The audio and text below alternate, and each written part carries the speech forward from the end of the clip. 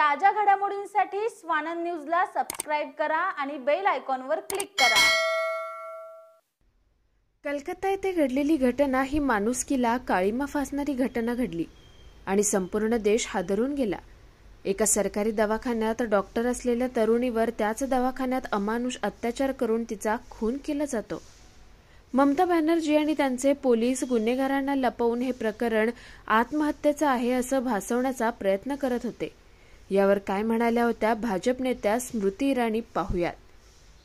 Media के reports के मुताबिक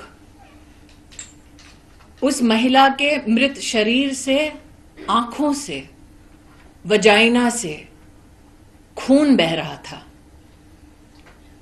उसकी छाती पर वार हुआ था, पेट पर वार हुआ था, टांगों पर वार हुआ था, दोनों हाथों के नाखून टूटे पाए गए।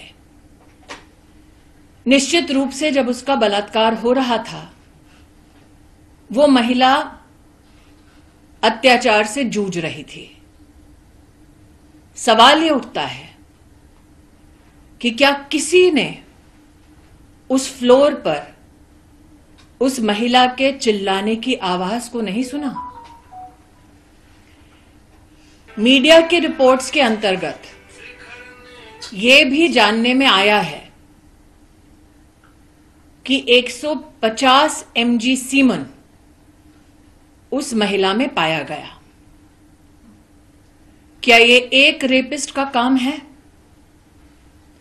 क्या यह संभव था कि वो व्यक्ति उस महिला को रेप भी कर रहा था, टांगे भी तोड़ रहा था, हाथ भी तोड़ रहा था, आंखें फोड़ रहा था, छाती पे मार रहा था, पेट पे मार रहा था, वो महिला चिल्ला रही थी और ना कोई सुन पाया, और ये सारा कृत्य उस एक रेपिस्ट ने अकेले किया?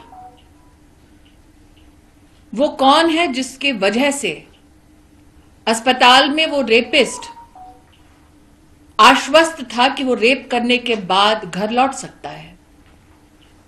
वो कौन है जिसने इतने जघन्य अपराध के बाद भी अस्पताल के उसी फ्लोर पर रेनोवेशन जारी रखा? क्राइम सीन कितना बड़ा है? अस्पताल में ये किसने डिसीजन लिया? वो कौन है पुलिस में जिसने इस महिला के माता पिता को फोन कर ये कहा कि लड़की ने आत्महत्या की है? उस ऑफिसर के खिलाफ अब तक क्या कार्रवाई हुई है?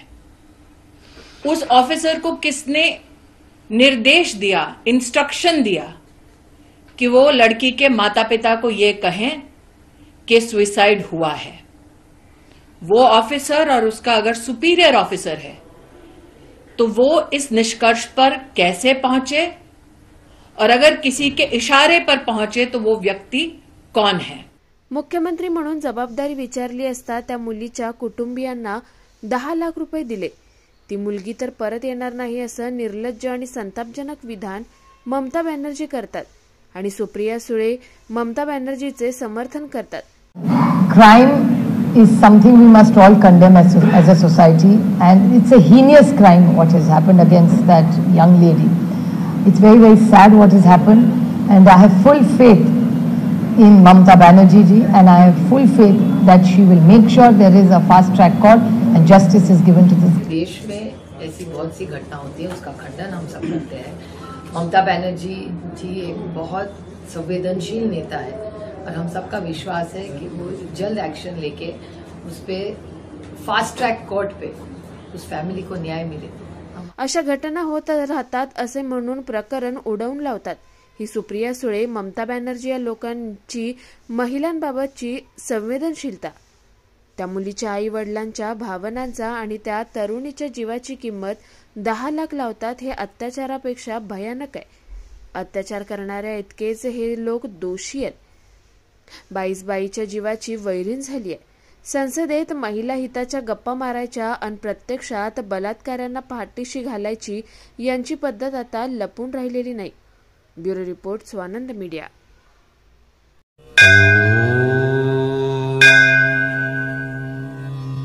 श्री साई समर्थ ज्योतिष्यालय astrologer and palmist Pandit T.S.. Bhattar गुरुजी।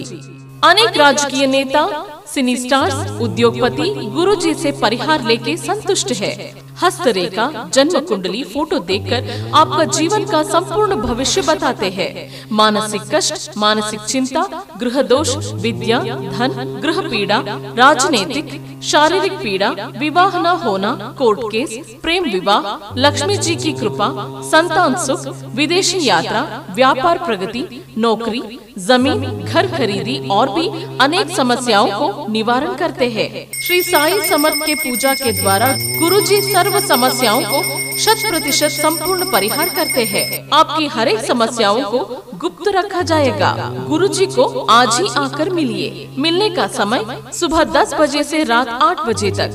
खायम पत्ता श्री साई समर्थ ज्योतिषालय, पंडित टी.एस. भट्टर गुरुजी, राम मारुति रोड, राजमाता वड़ा पाव बाजू में, Thane west, Mumbai. Mobile number 7709282966। ताज्या घडामोडींसाठी स्वानंद न्यूजला सबस्क्राईब करा आणि बेल आयकॉनवर क्लिक करा।